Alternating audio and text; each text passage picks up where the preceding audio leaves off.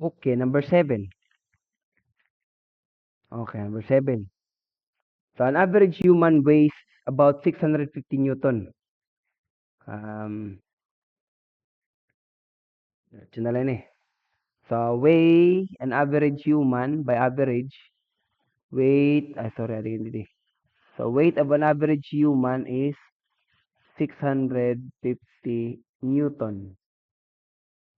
And then, if two such generic humans carried one column, so, kung may dani mo duduha ko nga human, of course, lalaki usa, himunta nga babayi.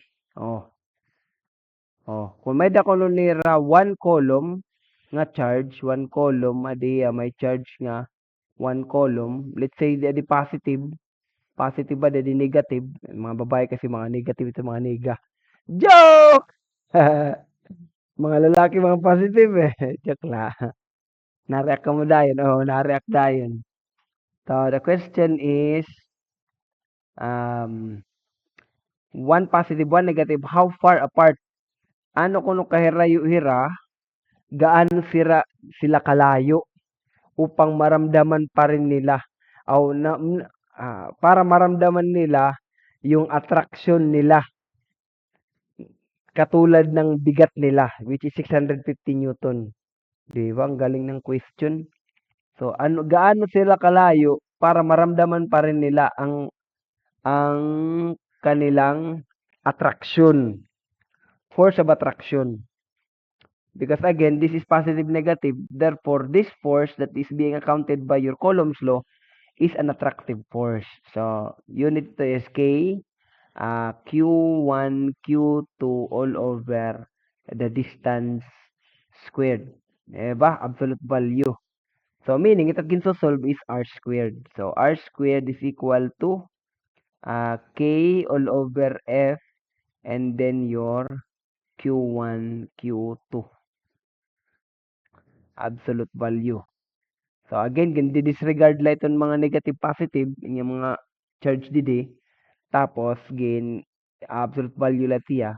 Sa maaram lang kat karsigo niya, this is an attractive force. This F is an attractive force. Okay? So, K, substitute. This is a constant again. Ano yung libro?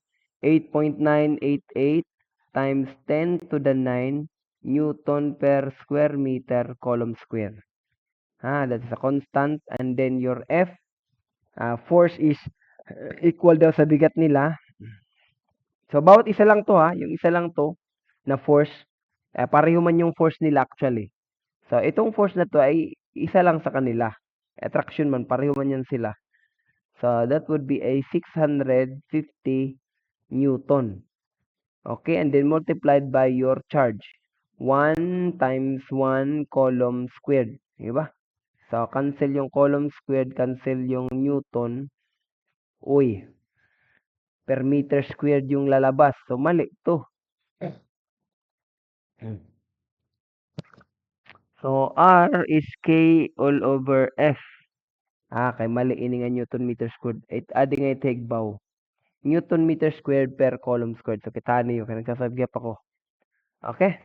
So, that would be an 8.988 exponent 9 divided times 1 times 1 divided by 650 Newton. And that will give us 1.38.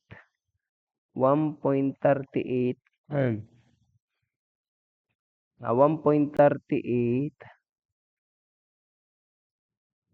times 1, 2, 3, 4, 5, 6, 7 times 10 to the 7 meter squared. So, this is yung distance squared, R squared.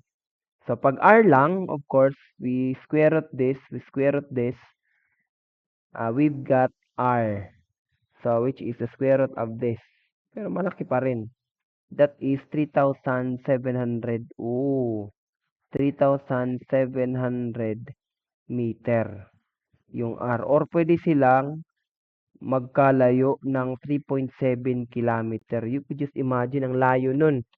Mula yan dito, kung nasa school ako ngayon, mula yan dito papunta sa Socorro Unahan. papunta na yata sa yung may diversion papunta sa ano yung restaurant na yun na nasa diversion. Anyway, gano'n kalayo ay 3 kilometers. Oh, parang or kulang pa ng konti. Kulang pa ng konti. So malayo, 'di ba? Pwede silang magkalayo at attractive pa rin sila. Given that meron lang silang 1 column each.